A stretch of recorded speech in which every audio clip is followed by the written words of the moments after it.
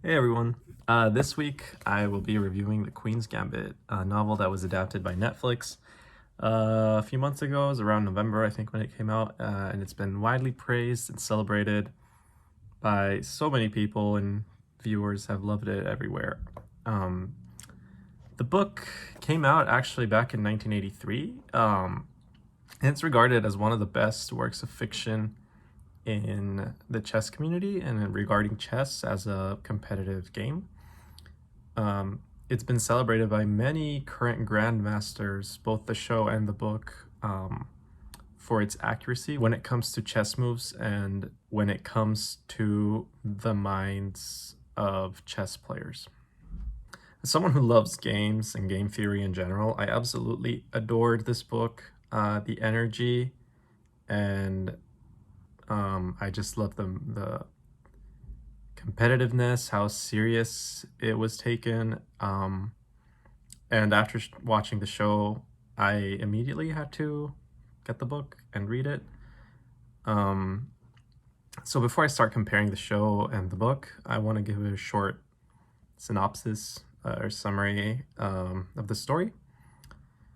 And, well, the book is written by Walter Tevis. There's his name. And it's about this prodigy chess player named Beth Harmon.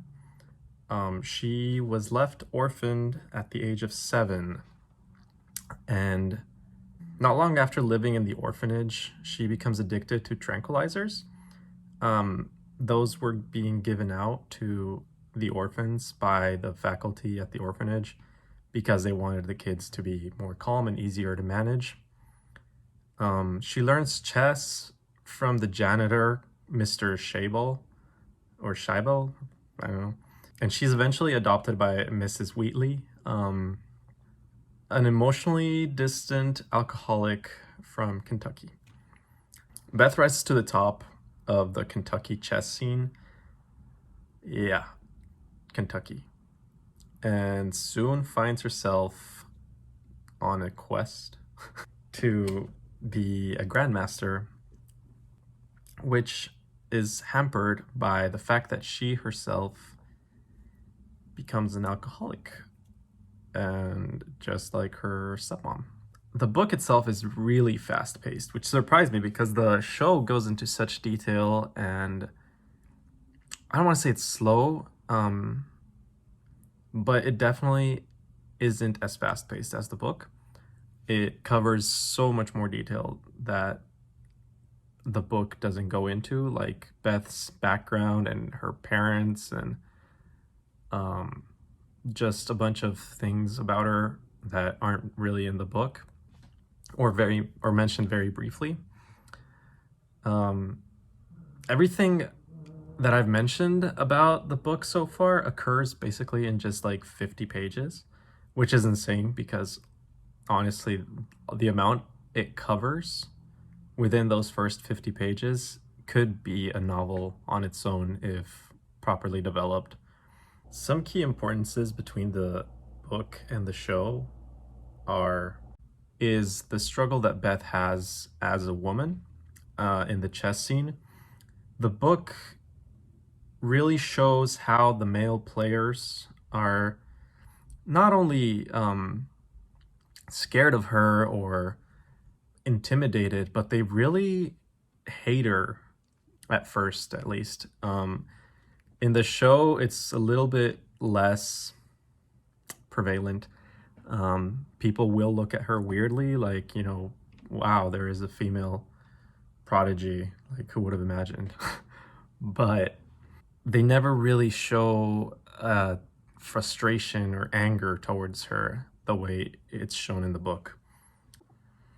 Another aspect that's different in the book than in the show is her addictions. Yes, she is still addicted to tranquilizers and alcohol in both the book and the show. However, there's this key moment in the show where Beth goes out and gets drunk and then has a match against Borgov the next day where she is not okay. In the book, however, she actually takes tranquilizers that night and feels refreshed the next morning. She believes that she plays her best chess while in this state of the tranquilizers. The scenes between Benny and Beth are also much more romantic in the book than in the show. Benny is a fascinating character both in the show and in the novel, but I think he is more of a romantic protagonist in the book.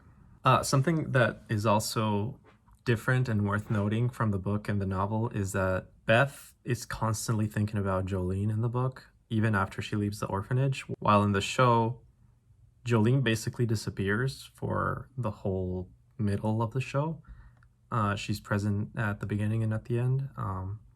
She's not really like a guardian angel figure the way she's portrayed later in the show. She is a very important friend to Beth, but not necessarily comes out of nowhere to save the day the way she does in the show. Overall, I enjoyed both of them so much, so much. I think watching the show really helped me with the setting of the book. Because of how fast the book is, you don't really get to enjoy those small setting descriptions or character descriptions as much as you do in the show, which is funny in my opinion, because usually it's the other way around. I think that they both do things really well, even in their differences. They're both spectacular, and I recommend both the book and the novel to anyone who's interested. Again, you don't have to know a lot about chess or even anything. You will probably appreciate it more if you know something. But yeah, so I guess I would give this book, I think I'd give the book a 4 out of 5 and the show a 5 out of 5.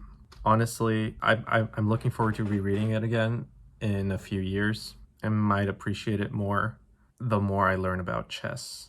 So yeah, thank you for watching my second review.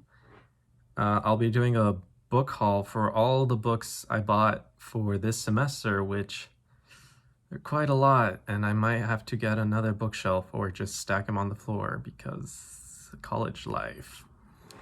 I'm probably gonna do some review for one of the books that I'm reading right now for my detective fiction class. So I'll see you next week. Don't forget to like and subscribe and share and donate me some money for coffee. I don't know. I appreciate all of you. Goodbye.